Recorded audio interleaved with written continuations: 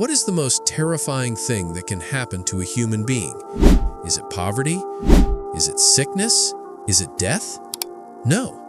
The most terrifying thing that can happen to you is that the Creator of the heavens and the earth stops caring about you, that He leaves you to yourself, that He turns His divine attention away from your soul.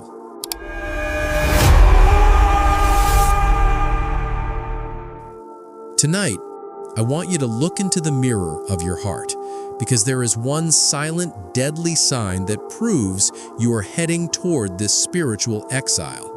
And the scariest part? You are probably doing it right now and thinking it's completely normal. In Surah Al-Mu'min, Allah defines the elite believers.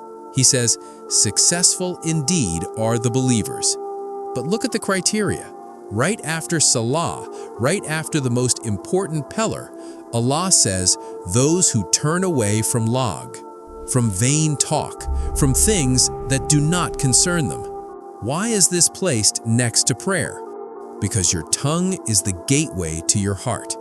If your tongue is busy with the drama of the world, your heart will be empty of the majesty of Allah.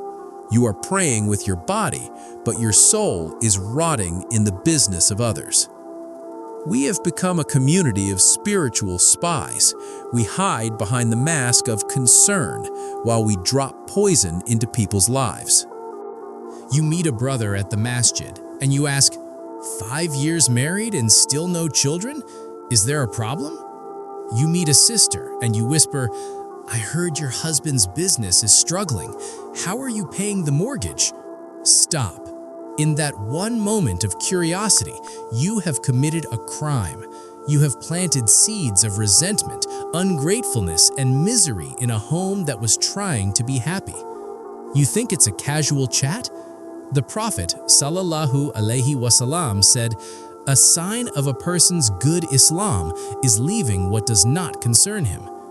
If you are obsessing over someone else's life, your own Islam is in a state of emergency.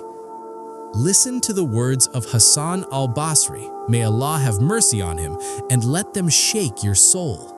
He said, one of the signs that Allah has turned away from a servant is that He makes them busy with things that do not concern them. Do you understand the weight of this? It means Allah has taken away your tawfiq. Instead of your tongue being busy with istighfar, it's busy with gossip. Instead of your mind being busy with your children's akhlaq, it's busy with your neighbor's bank account. This is not just a bad habit, this is a divine punishment. Allah has left you to drown in the shallow waters of vanity. Imagine the day of judgment.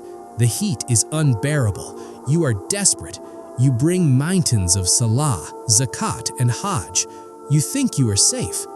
But then, the people you judged, the people you pried upon, the people whose secrets you whispered about, they all stand in front of you. They take your salah. They take your fasting. They take your hajj. One by one, your mountains of light turn into darkness. You worked your whole life for a Jannah that you just gave away for free because you couldn't mind your own business. You stand before the Almighty bankrupt and broken. Your tongue has sent you to the fire while your body was in the masjid. Do not confuse this with your duty. When you see your son abandoning the fard, obligatory acts, you must speak. When you see your daughter struggling with her deen, you must guide. That is Amr bil Maruf. That is your responsibility. But the private lives of others, their salaries, their marriages, their hidden sins, that is a fire. And if you play with it, you will get burned in this life and the next. The clock is ticking. Your grave is being dug as we speak. Tonight, make a choice. Will you occupy yourself with Allah, or will you occupy yourself with His creation? Purify your tongue, guard your heart, come back to the one business that matters, the state of your own soul. May Allah save us from being distracted by vanity and grant us the wisdom to focus on our own salvation. Ameen.